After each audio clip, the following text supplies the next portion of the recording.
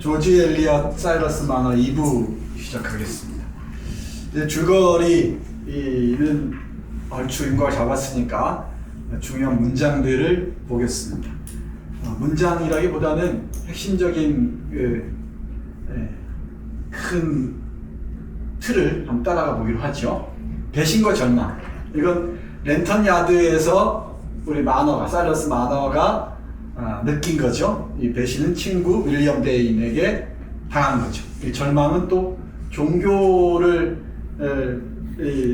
깊이 믿었던 사람에게 찾아온 그 절망 같은 겁니다.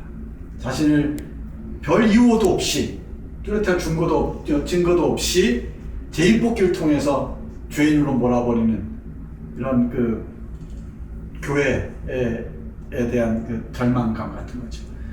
마음속 깊은 절망을 안고 밖으로 나갑니다. 그리고 원래는 사랑이 넘치는 본성을 지닌 사람에게 있어서 신과 인간에 대한 신뢰가 흔들린다는 것은 미친 것이나 진배 없는 일이었다.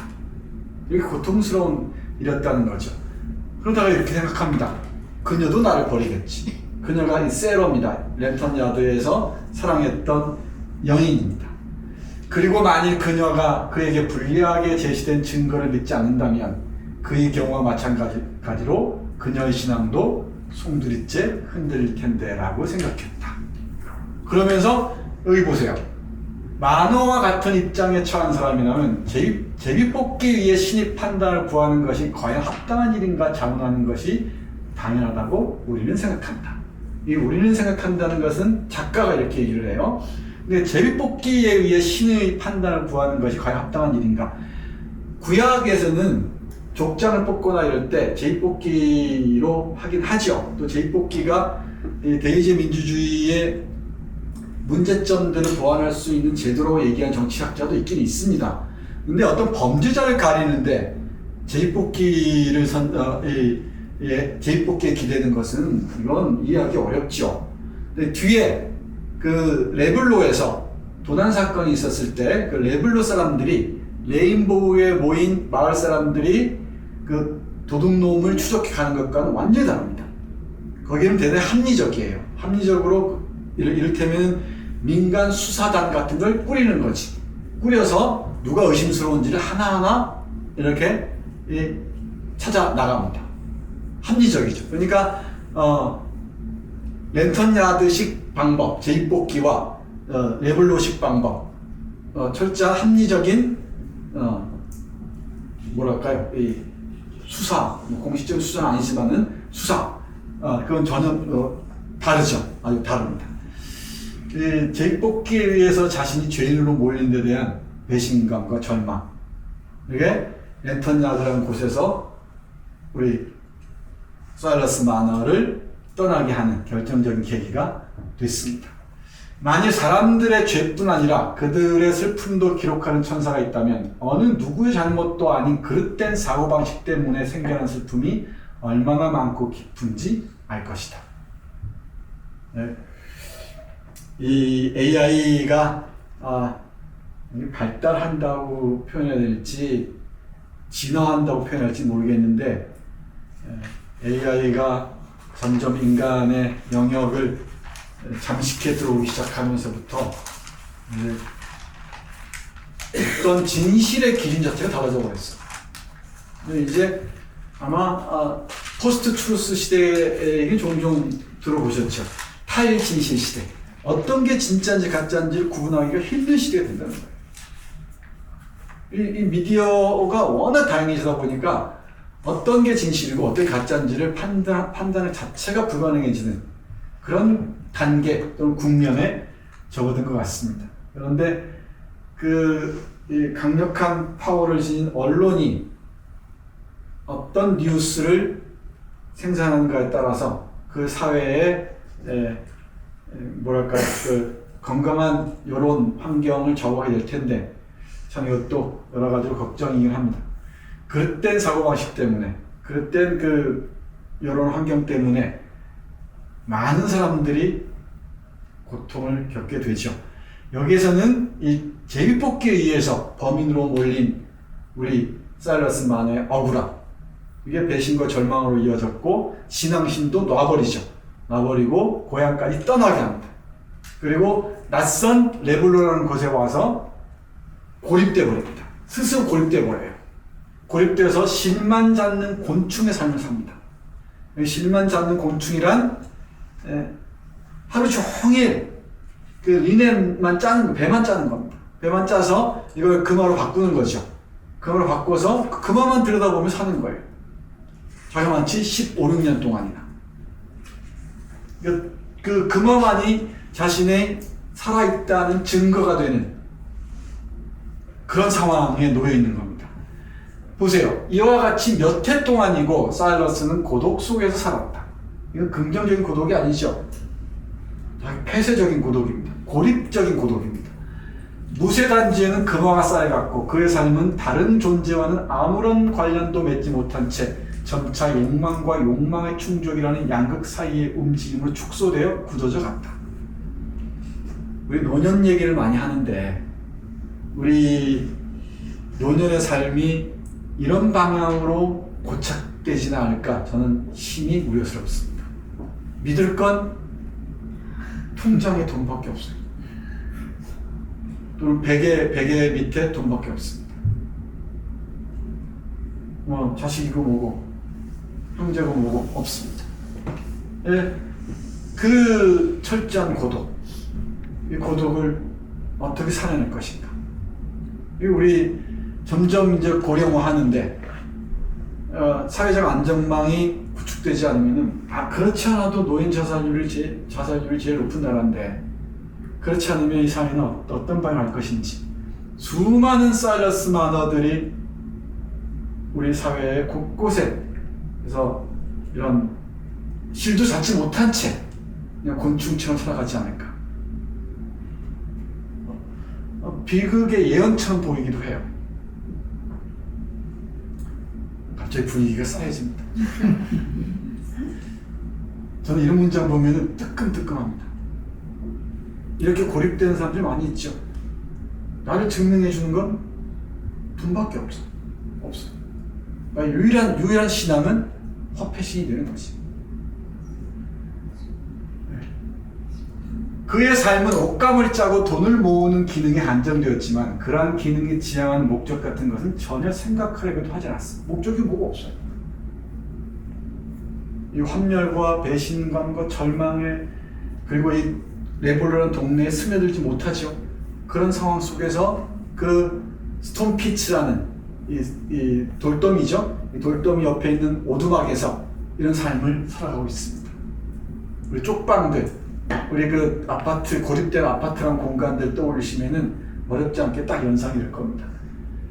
더 현명한 사람일지라도 신앙과 사랑을 잃어버리면 비슷한 과정을 겪게 될 것이다.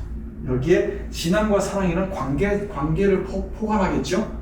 이걸 잃어버리면은 남는 건 이런 삶밖에 없습니다. 이 오두막에서 곤충처럼 살아가는 거죠. 기이하게도 마너의 얼굴과 몸은 쪼그라들고 구부러져서 그의 삶을 구성하는 물건들과 영원히 기계적인 관계를 맺은 것처럼 보였다. 살아있는 관계가 아닙니다. 그러니까 손이고 발이고 이런 게 손발 같이 쓰잖아요. 배를 짤 때. 이게 다 배틀잡이, 손잡이나 굽은 관처럼 관과 같은 인상을 주는 거예요. 이게 손이나 발 살아있는 게 아니고 그냥 굽은 관이나 배틀 손잡이처럼 손이 그냥 배틀의 손잡이처럼 무기물화하는 거지. 그리고 이 발 같은 경우도 어떤 굽은 관과 같은 것처럼 보이는 거예요. 살아있는 생명체처럼 보이는 게 아니죠. 항상 꿈꾸는 듯하고 신뢰에 넘쳐났던 튀어나온 두 눈은 이제 나달처럼 사방을 뒤져야 겨우 찾을 수 있는 작은 물건 같은 것만을 보기에 만들어진 듯 했다. 근시거든요. 아무것도 보이지 않아요. 그 앞에 있는 건 보는 거죠. 그러니까 비전이랄까 전망을 다 상실해버린 겁니다.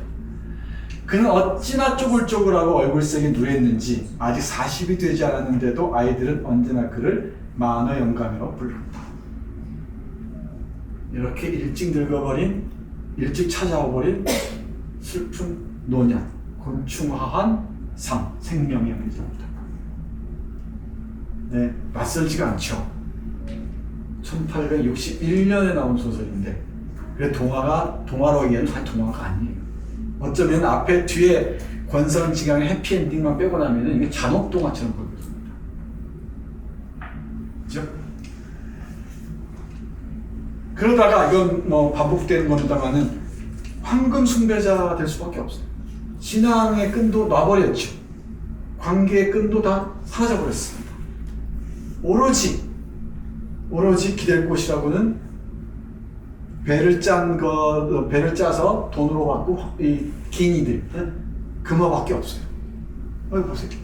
진실하고 단순한 그의 영혼 속에는 날로 자라가는 탐욕과 황금 숭배조차도 다른 사람에게 직접적인 해를 끼치는 어떤 다른 악덕을 낳지는 않았다. 그냥 모아놓는 거예요.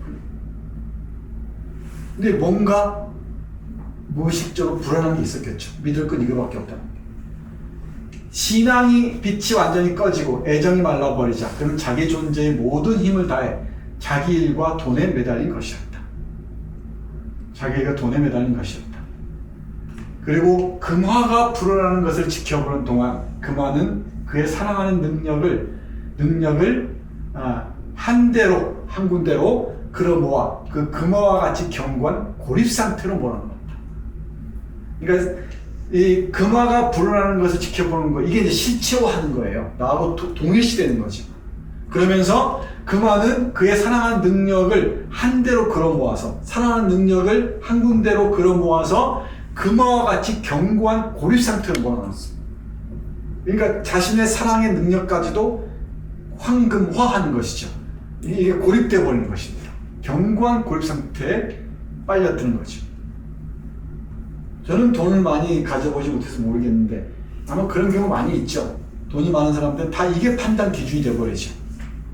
이게 자신의 사유까지가 화폐화해버리는 겁니다.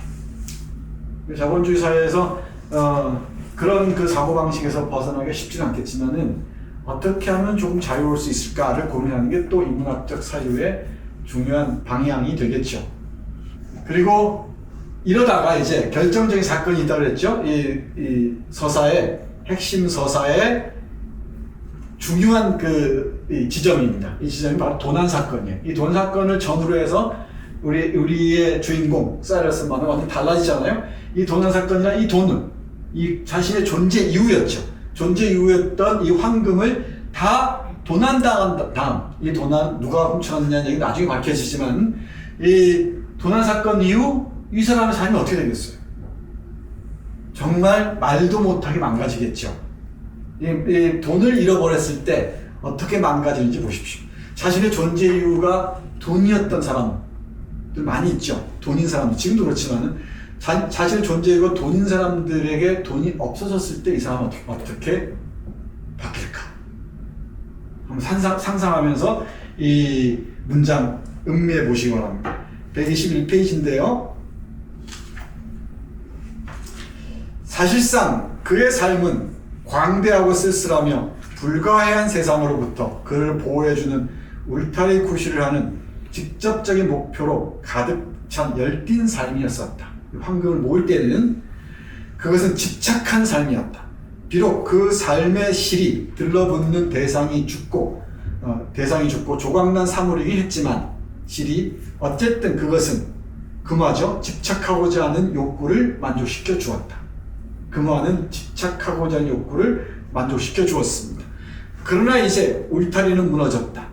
지주를 빼앗긴 것이다. 이 지주를 기대는 이 기둥이죠.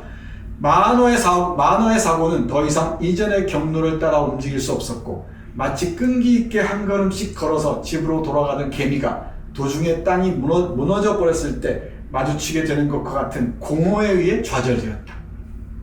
배틀은 거기 그대로 있었고 옷감 짜는 일과 옷감에서 점차 완성되어가는 무늬도 거기 있었다. 그러나 그의 발밑 구덩이에 있던 그 빛나는 보물은 사라졌다. 그리고 그것을 만져보고 세어보리려는 희망도 사라진 것이다. 이제 밤은 그 가련한 영혼의 갈망을 진정시켜줄 어떠한 기쁨의 환영도 지니지 못했다. 우는 그 다음에 이렇게 이어집니다. 그는 이 공백을 비탄으로 채웠다. 옷감을 짜면서 그는 가끔씩 아픈 사람처럼 낮은 신음소리를 냈다. 그것은 그의 생각이 다시 그 갑작스러운 공백에, 즉 공허한 저녁 시간에 미쳤다는 표시였다.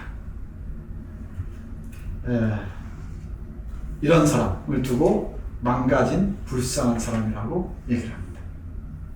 그렇게 믿었던, 그렇게 집착했던 이게 금화가 사라졌을 때 이 만억에 남은 것은 텅 빈 공허들, 그리고 깊은 탄식들 밖에 없습니다.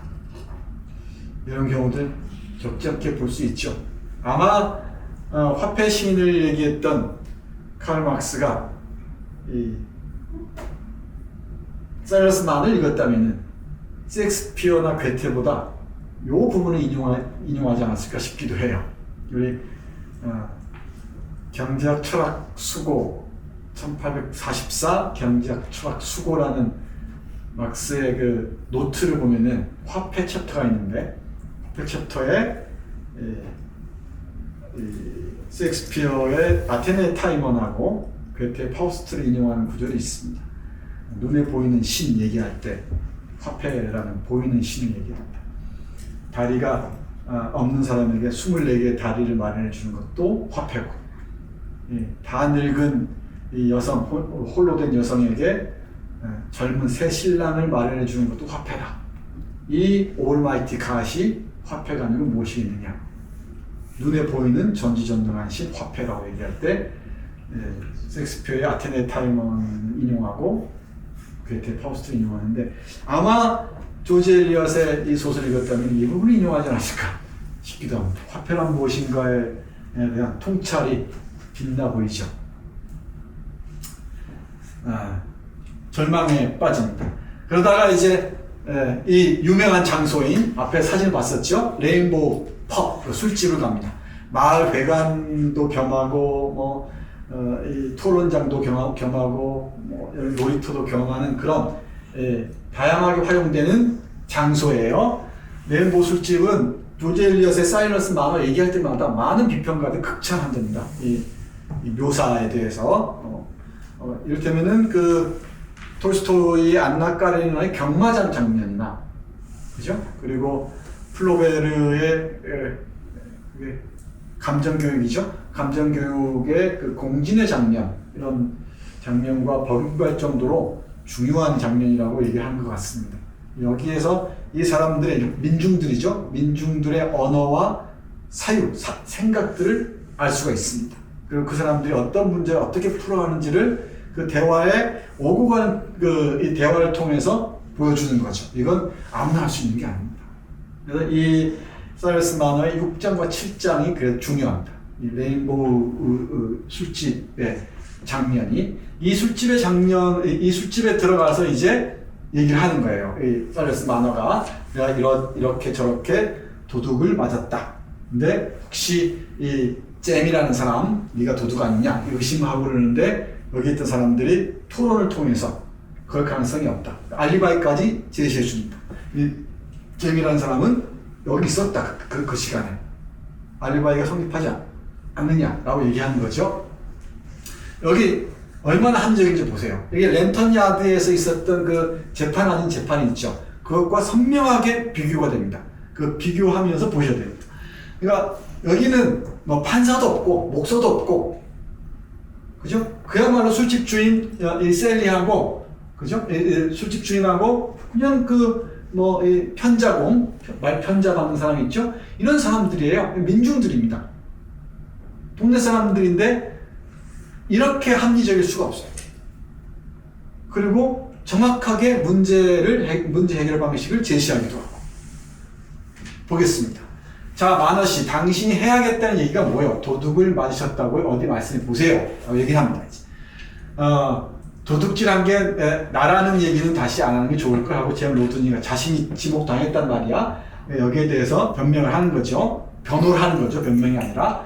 차라리 목사님 그 성복을 훔치고 말지 어떻게 내가 당신 돈 훔치겠냐 얘기를 합니다. 자, 입 다물고 이 사람이 하는 말이나 들어보자. 이 스넬이라는 사람이 이 레인보우의 주인입니다. 술집이 중요하다고 그랬죠. 우리 모비딕 읽을 때 여인숙 있었죠.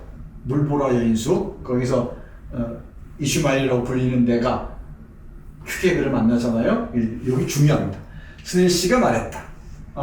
드디어 얘기하면서 그 도둑질의 기이한 특성이 분명해짐에 따라 자주 질문을 받았다. 이런 과정을 통해서 합리적으로 추적해 가는 거예요. 레블로의 이웃들에게 자기 어려움을 토로하고 이제 이 사건을 통해서 중요한 사건이라고 그랬죠. 고립돼 있던 마너가 사일러스 마너가 이 마을의 삶 속으로 스며들어요. 도난 사건이 있고 레인보우라는 술집이 있었던 것이지. 여기에서 이 사람들 사이로 스며듭니다. 이게 중요한 장면이죠. 그러니까 이게 절정을 치닫는 이 서사의 큰 흐름 속에서 핵심적인 장면이 됩니다. 이런 걸 딱 파악해내야 돼요. 어려움을 토로하고 자기 것이 아닌 화롯가에 앉아 맨날 자기 화로만 끼고 앉았었는데 몸을 녹이며 가장 가까이 있는 도움의 징표라고 할 얼굴들과 목소리들을 느낀다는 이 기묘한 새로운 상황. 이 환대의 자리죠. 어려움을 함께하는 자리.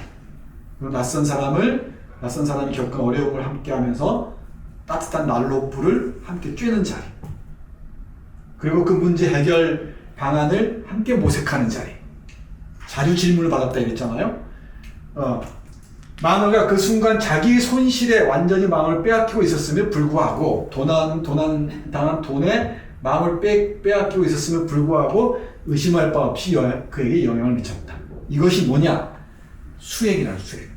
어떤 나무에 물이 올라오는 것 같았다는 얘기죠. 지금까지 삐쩍 마른 나무였다면 고립된 실 잡는 곤충과도 같았던 사이러스 마너가 삐쩍 마른 메마른 나무였다면 이제 이런 화롯가에서 레인보우 술집에서 다른 사람들과 얘기하면서부터 수익이 공급되기 시작한 거예요. 생명을 얻기 시작하는 거지. 우리의 의식은 우리의 외부뿐만 아니라 우리 내부에 일어나는 변화에 대해서도 그것이 어떻게 시작되는지 거의 기록해 두지 않는다. 이게 우리라고 얘기할 때 작가가 얘기하는 거죠. 이게 조지 엘리엇 소설에서는 대부분 이게 작가가 개입합니다. 독자들과 대화를 나누거나 설명하는 역할을 하죠. 싹이 튼다는 아주 미세한 징표조차 알아차기 전에도 벌써 숱한 수액의 순환이 있는 법이듯이 이게 지금 사일러스 마너라는 마른 나무가 충분한 싹을 틔울 수 있는 충분한 수액을 공급받는 현장이 바로 레인보우 술집이었다는 거지.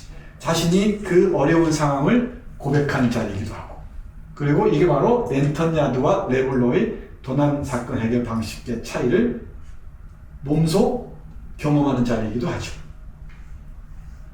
딱 정리가 되죠? 이게 정리 잘한 것 같네.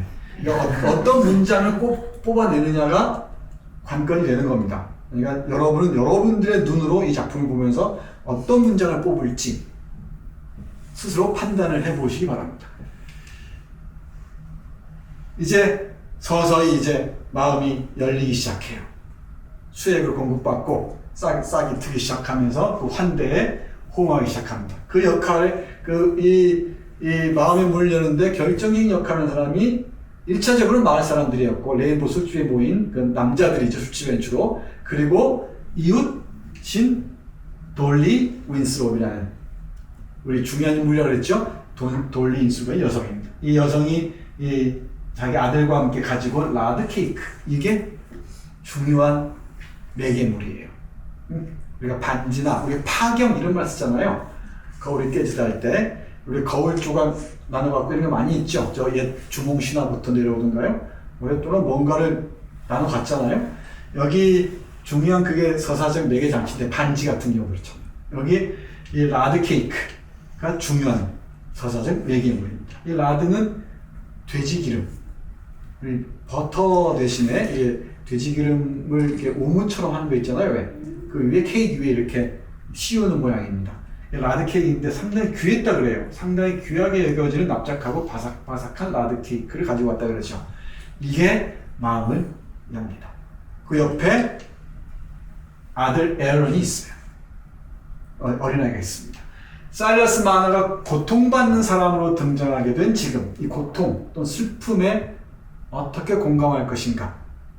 이게 환대와 상생의 핵심이기도 하죠. 핵심적인 문제이기도 합니다. 이 선량하고 건실한 여인 돌리 윈스롭의 마음은 그에게로 강하게 쏠리지 않을 수 없었다. 선량하고 건실한 여인, 이 돌리 윈스롭. 그래서 어느 일요일 오후 어린 아들 에어런과 함께 레블로에서는 상당히 귀하게 여겨지는 이 라드 케이크를 가지고 우리 사일러스 마너를 찾아옵니다. 그리고 여기에 반응합니다. 예전에 그의 마음은 안쪽에 보물을 숨겨두고 닫아버린 괴짝과도 같았다. 그러나 이제 이 괴짝은 비어버렸고 자물쇠는 부서진 것이었다. 괴짝이 비어야 열린 모양입니다.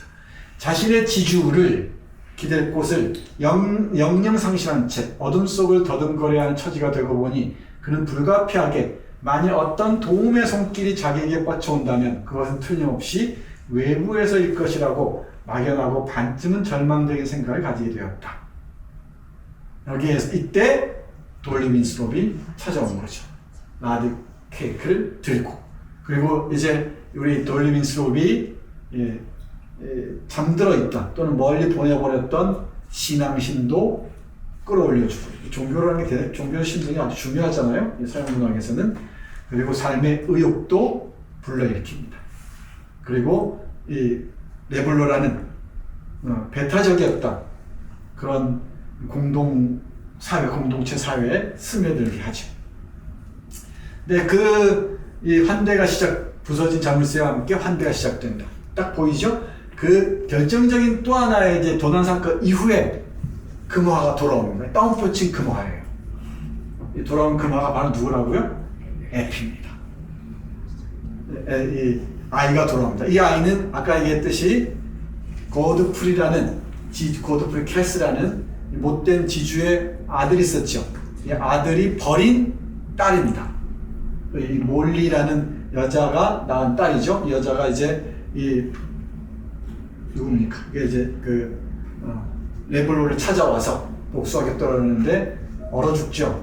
얼어 죽습니다. 얼어 죽고 아이만 살아남습니다. 그 아이를 사일러스 마너가 키우는 거죠. 보살피면서 15년 동안을 키웁니다. 그리고 2부에서는 이제 다 성장하고 난 뒤에 이 얘기가 펼쳐지죠. 여기 여기 보시죠. 벽난로로 돌아오니 두 개의 장작이 서로 떨어져서 단지 불그레한 불빛만 어렴풋이 빛나고 있었다. 그래서 불가의 의자에 앉아 그 장작들을 다시 모아놓고 몸을 굽히는 순간 희미한 그의 눈에는 벽난로 앞에 마룻바닥에 금이 놓여있는 것이 보였다. 이 금으로 보였던 거예요. 금화다. 자신의 금화가 돌아온 것이다. 이게 헛것일 수 있습니다. 헛것일 수 있는데 일단 문학적인 기법으로 봐도 되겠죠. 금화로 지금 보인 것입니다. 없어질 때와 마찬가지로 그렇게 기이하게 돌아온 것이다. 그의 심장이 격렬하게 뛰는 것을 느꼈다. 그래서 한동안 그 되돌아온 보물을 잡기 위해 손을 뻗을 수가 없었다. 여기 이 짧은 단락 안에서 반전이 일어나죠. 진짜 금화인 줄 알았는데 그 금화는 사실은 살아있는 생명체인 금화였다는 거지. 여기 금화 더미는 그의 혼란된 시선 아래서 빛을 발하며 점차 더 커지는 것 같았다. 그는 마침내 앞으로 손을 굽혀 손을 내밀었다.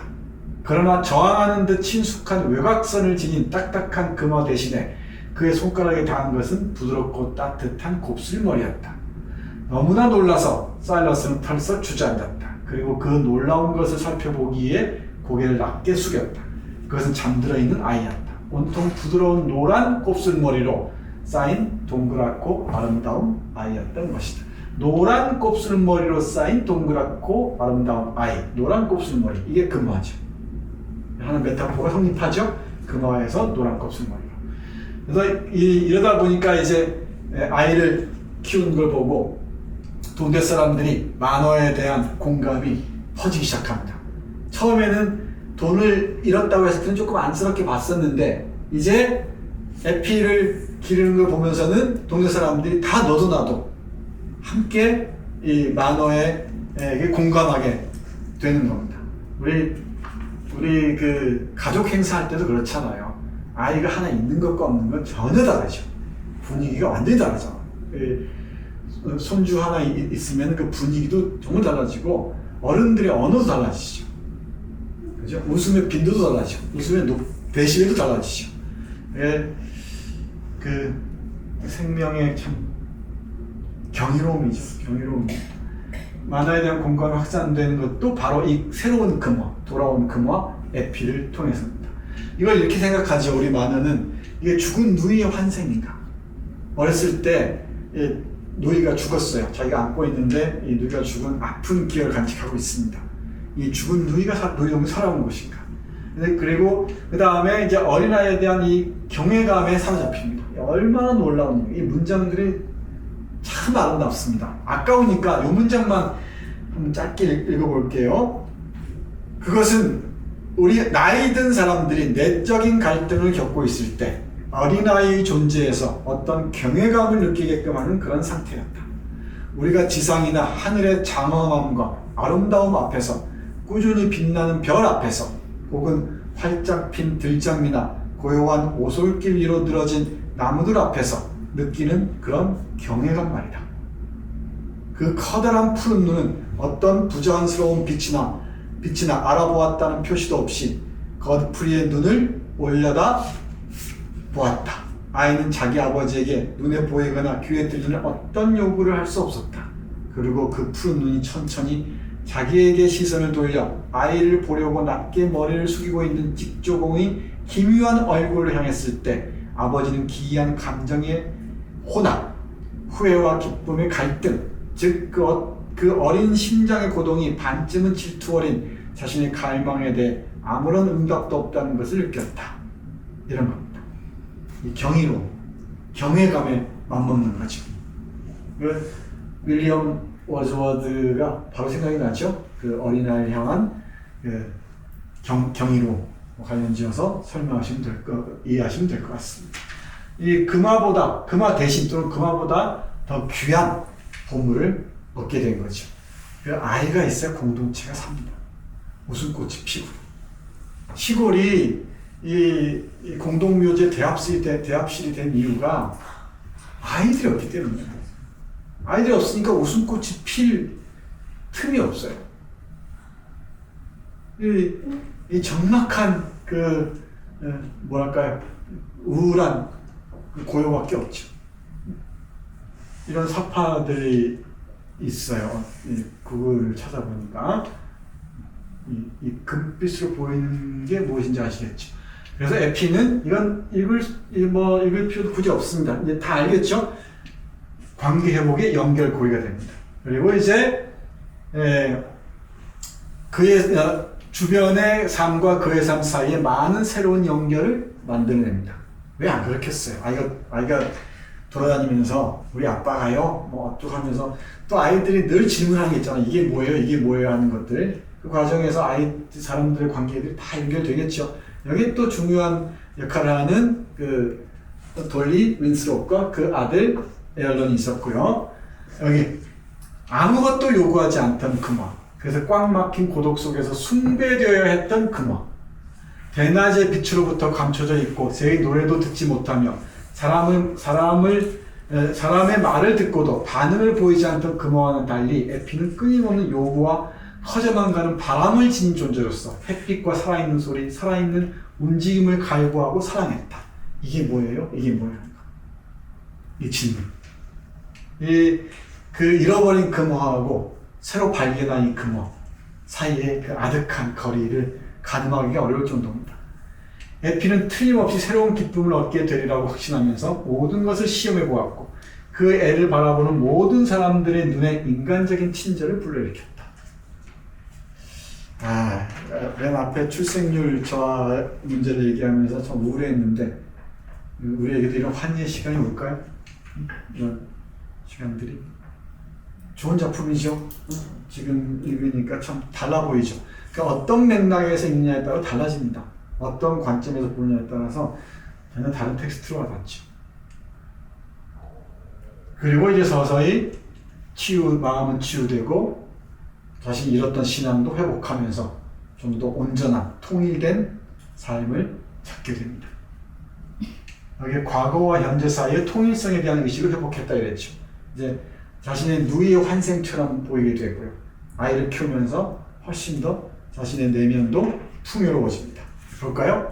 에피에게 필요한 것이 무엇인지를 찾음으로써 모든 일이 그에게 미치는 효과를 공유함으로써 그는 레블로 생활의 틀이 되는 관습과 믿음을 자기 것으로 하게 되었다. 이제 동화되는 거죠. 서서히 이 레블로 사회에 동화가 됩니다.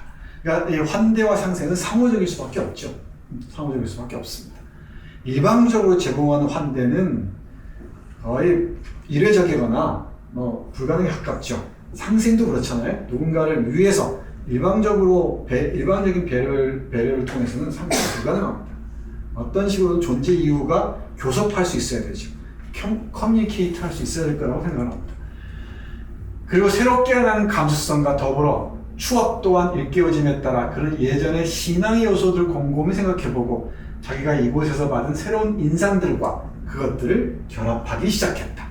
그래 마침내 그는 과거와 현재 사이의 통일성에 대한 의식을 회복했다. 모든 순수한 평화와 기쁨과 함께 오는 인간에 대한 신뢰, 그리고 모든 것을 주재하는 선에 대한 의식이 생김에 따라 그는 과거에 무언가 실수나 착오가 있었던 것이며 그것이 자기 최고의 시절의 검은 그림자를 드리웠던 것이라고 막연하게 생각하게 되었다. 그리고 돌리에게 마음을 털어놓는 일이 점점 더 쉬워짐에 따라, 이게 중요하죠. 그는 그녀에게 예전의 삶에 대해 할 수 있는 한 얘기를 했다. 고립되는 게 아니고 열어놓는 거죠.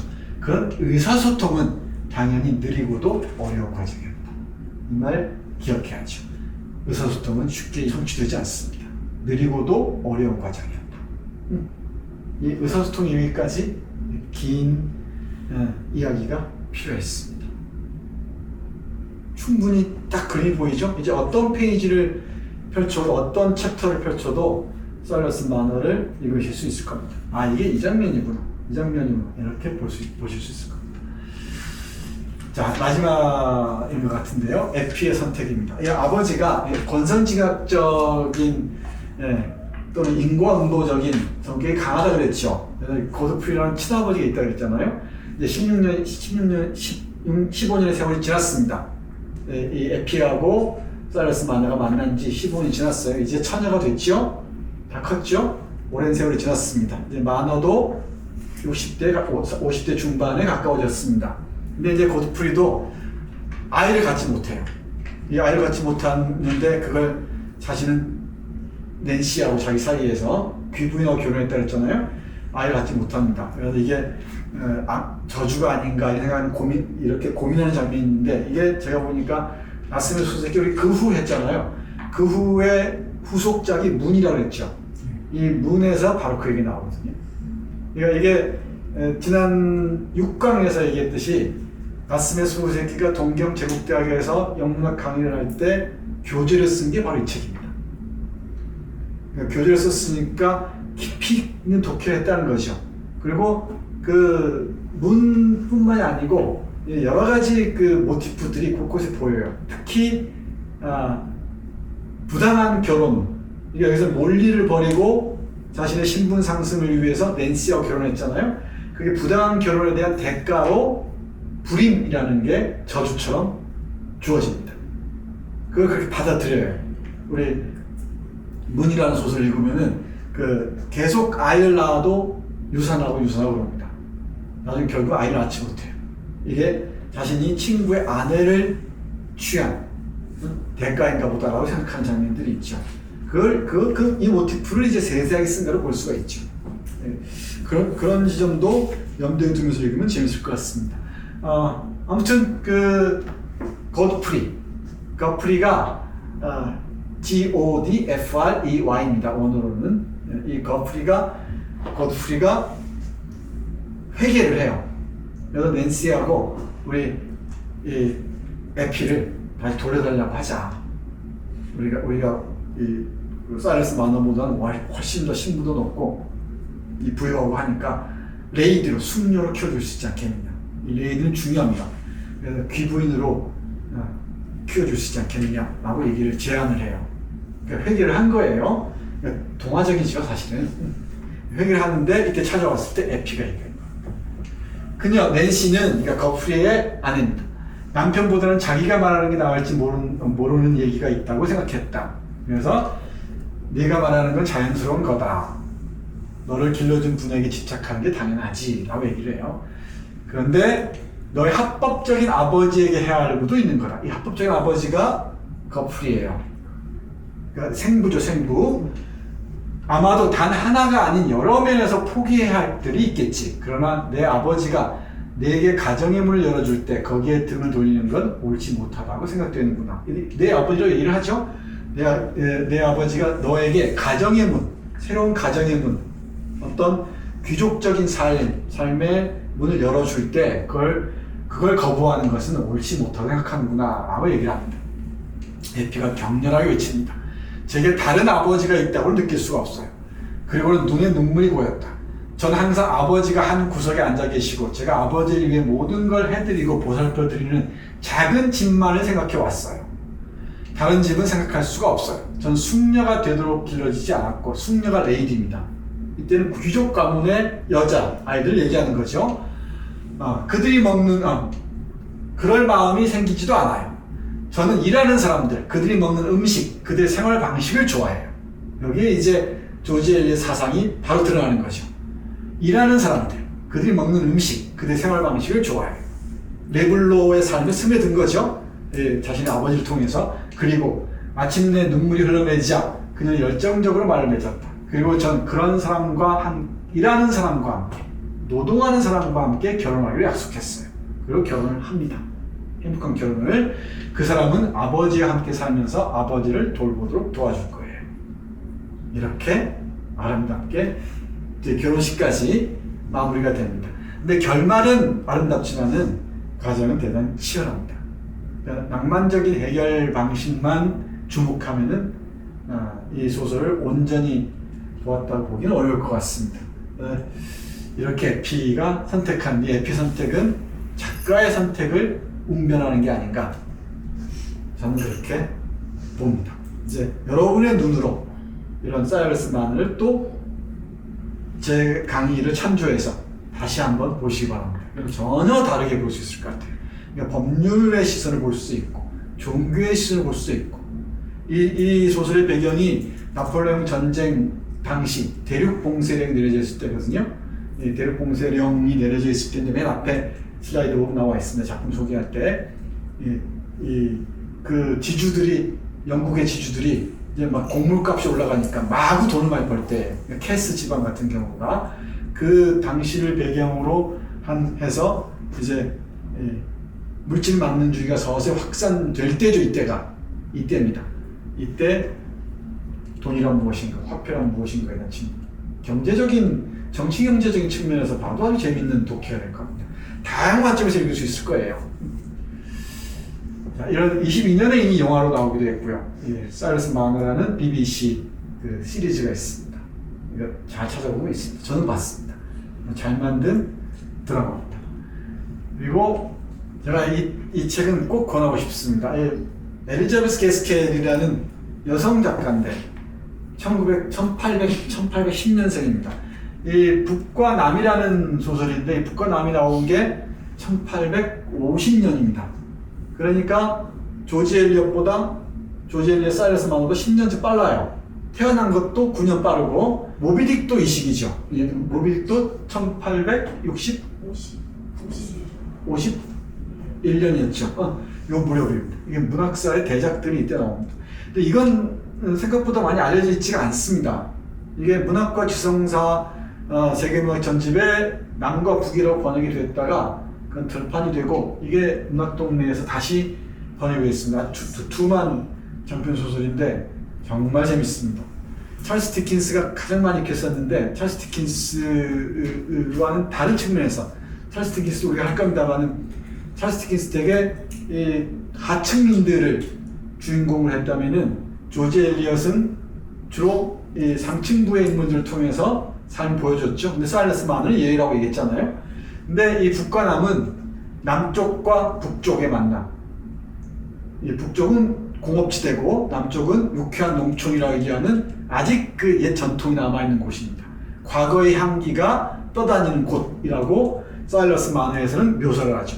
그런 이 남부 출신의 한 여성이 북부 출신의 그 사업가와 어떻게 만나서 노동 문제를 해결하는가. 이건 정말 좋은 작품입니다. 그러니까 이 다른 때 할 수 있을지 모르겠는데 이건 제가 염두에 두고 있겠습니다. 미리 한번 꼭 보시기 바랍니다. 강력하게 추천합니다. 이 여성 작가를 얘기할 때 제인 오스틴, 이 브론테 자매, 그리고 조지 엘리엇 중요합니다. 정말 중요한데 이런 작가 놓치면 안 됩니다. 엘리자베스 캐스키. 이 찰스 디킨스가 열등감까지 가졌던 것 같아요. 근데 또 아주 많이 밀어주기도 했고 그랬다고 합니다. 디킨스식의 해결 방식하고는 저는 다릅니다. 저는 다른 방식으로 그 당시 공업 자본주의화하는 영국 사회를 그리고 있습니다. 네, 지금까지 18세기를 대표하는 영국 최고의 작가, 영국 소설의 위대한 전통의 초속을 낳은 작가, 믿을만치한 대작을 쓴 작가 조지 엘리엇의 사일러스 마너를 읽어봤습니다. 네, 단순한 동화를 벗어나서 지금 우리 시대에 가장 중요한 환대와 상생의 문제, 그리고 어린 생명에 대한 경애의 문제, 여러 가지 맥락에서 새롭게 읽을 수 있을 것 같습니다. 오늘 7강이고요. 다음 주가 이번 학기 마지막입니다. 다음 주에는 좀 낯선 작가인데 이스라엘의 작가 아모스 오즈의 사랑과 어둠의 이야기로 만나겠습니다. 마치겠습니다.